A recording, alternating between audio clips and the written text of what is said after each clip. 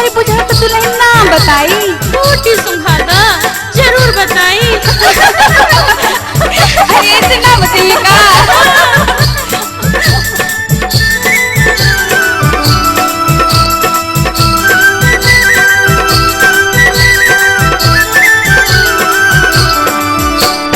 सुना हो गोरी चांद की चकोरी मीठे तोर मुस्कान आई गवन हो नार नवेली कुछ तो करो बखान कुछ तो करो बखान। कैसे कटी रे गवन की रतिया कैसे पुरल अरमान घूंघट उठाई में तोहरो बलम ने शादियो तोह का दान शादियो तोह का दान। हीरे की अंगूठी ना सोने के कंगनवा हम नहीं लिहली रे कोनो गहनवा ना कोनो गहनवा। तो फिर कैसे मानी कहनवा। अरे मान गई रे मैं तो मान गई रे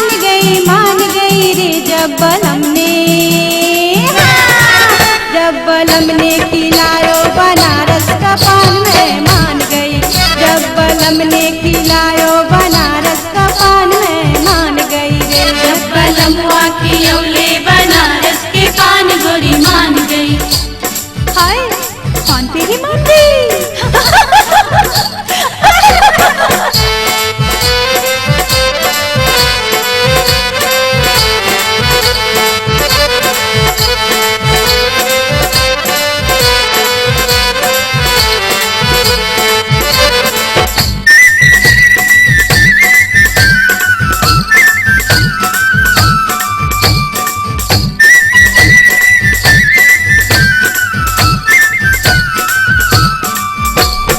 आयो देवरली बरकी मिठाई भौजी दो आपन मुखड़ा दिखाई। आयो देवरली बरकी मिठाई भौजी दो आपन मुखड़ा दिखाई। धरली मेरी नरमी कलाई हमने झटक दी ना घूंघट उठाई। तो फिर कैसे घूंघट उठाई। अरे मान गई रे मैं तो मान गई रे जब देवर ने जलेबी खिलायो तो मान गई। जब देवर ने जलेबी खिलायो तो मान गई। गोरी गरम जलेबी पे मान गई। हाय गोरी गरम जलेबी पे मान गई।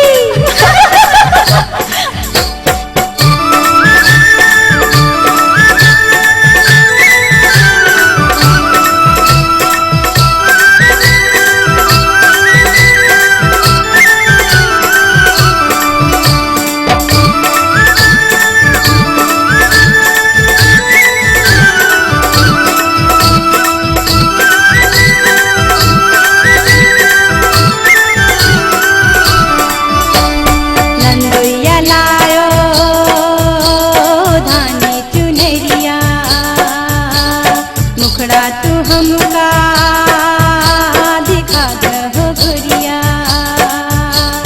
नंदोइया लायो धानी चुनरिया मुखड़ा तू हमका दिखा दहो गुरिया।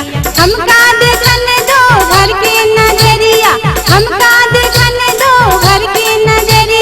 हमने भी झट बंद कर ली केवड़िया अपनी केवड़िया। हाय तो फिर कैसे खुलल केवड़िया। मान गई रे मैं तो मान गई रे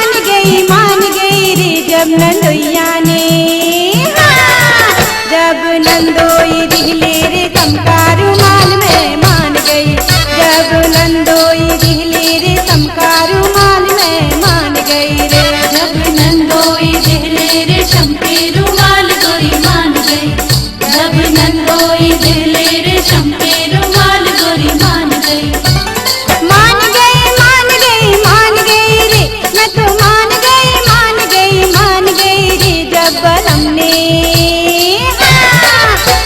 बलम ने खिलायो बनारस का पान मैं मान गई, जब बलम ने खिलायो बनारस का पान मैं मान गई रे। जब बलमुआ खियौले